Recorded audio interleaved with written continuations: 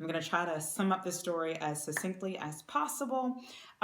First off, I just want to say that the title of this channel is, I guess, borderline ironic because it's called Anxious for Nada, which is based on a Bible verse, anxious for nothing. And it has a dual meaning because I'm anxious, or at least I have moments of anxiety. And so I'm going to be using this channel to talk about spiritual things as well as my experience with anxiety. And with that being said, I'm just going to jump right into it. So as of March 1st of 2019, this year, I literally went from what I thought was normal to the next day thinking I was literally having a heart attack. So it was a super stressful day at work. And I noticed the whole day that my left arm, specifically right in this area, had like a burning sensation. And I had never felt anything like that before, and I hadn't done anything strenuous. So I was like, well, it can't be a pulled muscle. And it didn't feel like that sort of sensation. It just felt like a burning inside the actual muscle tissue. And so I just kind of ignored it because I had plans that day. So I went out with a friend, we got dinner, and I kept saying, my arm doesn't feel right. And I kept stretching my arm, trying to think that like that was going to alleviate the sensation that I felt. And I just didn't pay it any mind. Fast forward a couple of hours, it gets worse and it starts to feel like it's spreading from my left arm to like right up here in my chest.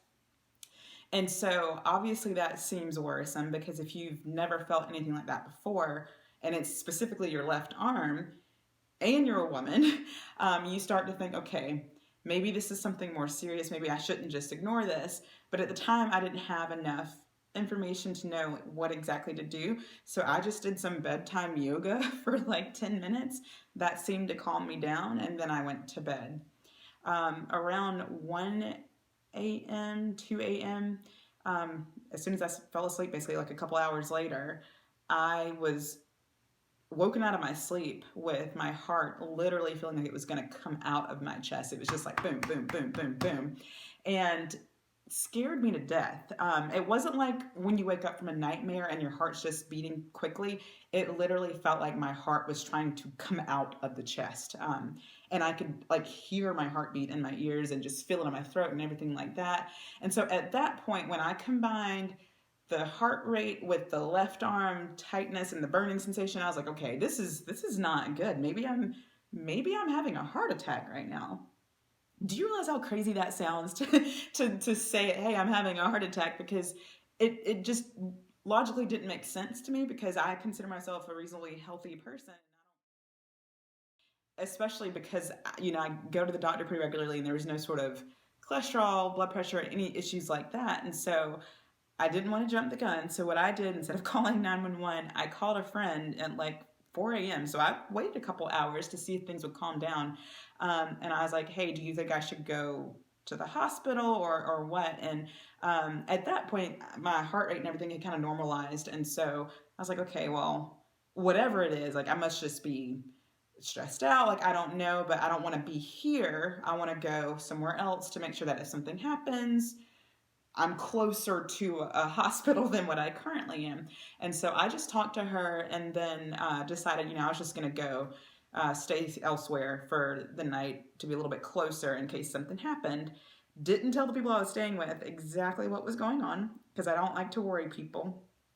And so I just was like, I'll just take a nap on the couch and, I just couldn't sleep tonight and yada yada. So then a couple hours later, same thing happens again. And so this time I like raise out of my bed again or off the couch again with my heart doing the same thing. And I think I stood up too quickly because this time I was startled. So I stood up. And when I stood up, I felt this rush to my head like I was going to pass out. And at that point I said, I think we need to go to the ER. I think, I could be having a heart attack or something is going on and we don't need to play games. So we didn't call 911. We just got in the car at like 5 or 6 a.m. and literally drove to the hospital, which was just a mile away from their house. And we get there and, ER, for some reason, I guess from watching TV, and this is going to sound really ignorant, but I don't work in the healthcare field. So basically everything I know is from what I've seen on the news and what I've seen on TV. So in my head, I was imagining the ER to be a little bit more hustling and bustling. I get there, people are just sitting there, it's quiet. The lady behind the front desk doesn't seem like there's any sort of emergency at all. I'm like, you would just assume that if this was a place for emergencies, people would be moving a little bit quicker than they were. So I was a little put off by that because I'm like, people could be dying out here and y'all are just like, la-di-da, la-di-da. And I was like, no, I don't have time for this. Y'all need to let me go and see a doctor now. And at that point, I was getting more worked up. So as they're trying to process my paperwork, because they can see that I'm getting worked up visually, like things were clearly going on in my body and no one really knew what it was. So I'm Googling WebMD, which don't do that. Don't do it because when you don't know what you're dealing with and you go to the websites to find information, it just makes matters worse. And I found that out the hard way. So I'm sitting there in the ER as they're processing my paperwork, trying to get me in and get my vitals and all that sort of stuff.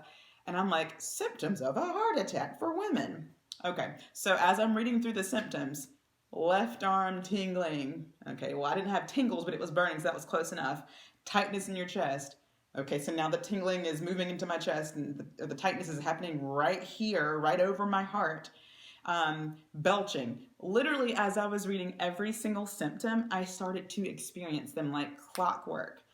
And I was like, oh my God, I'm having a heart attack. And I was like, y'all need to get me back here like now. So they took me seriously finally and hooked up all these little, I don't know, these little things to my chest and my legs and stuff, and did an EKG, took my blood pressure. My blood pressure was through the roof, which didn't help my fear because I knew that something was wrong. The palpitations were still going on, and they did the EKG. Then at that point, they went ahead and just admitted me and just gave me a bed and did all the blood work, and they did IVs and literally just every possible thing just to kind of figure out what it was. And luckily, it was not a heart attack, but they didn't know exactly what it was. So I spent the majority of that time just trying to calm down because my mind was racing almost as fast as my heart was because I had no clue what was going on. No one was telling me anything, and I was assuming the worst. And that was the beginning of what has now been about a 7 or 8 month journey to figuring out what exactly was wrong with me. So if it wasn't my heart, what was it? And that's what we're going to kind of continue talking about. And that's what we're going to delve into a bit more to kind of figure out how did I go from the ER thinking I was having a heart attack to coming to the conclusion that it was in fact stress and anxiety. Welcome to my story.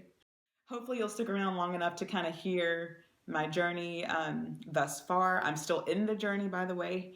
This whole thing is not over, but I wanted to share as I was experiencing things so that it could be relatable to people who are going through very similar things, and also just to kind of give you some hope because things have changed quite a bit since March 1st. So that's all I have for now. I will be posting at least once a week, I hope. We'll talk about the various symptoms that I experience. We'll talk about different treatments, misdiagnoses, all sorts of things. Or is it misdiagnoses? Either way, we'll talk about all that sort of stuff. And I'm hoping it'll be super helpful for y'all because I want to help as many people as possible and prevent them from having to go through all the doctor's visits and all the guessing and testing that I had to go through to kind of figure out what the heck was going on and start moving forward towards recovering. So that's what all this is about, and I will be posting more videos soon. My Instagram is anxious for Nada as well, so easy to find, and on that I'll just be posting like short blips of little things that I've found that have helped and just my thoughts about my experience and various other things. So that's it for now, and I'll be back for the next time.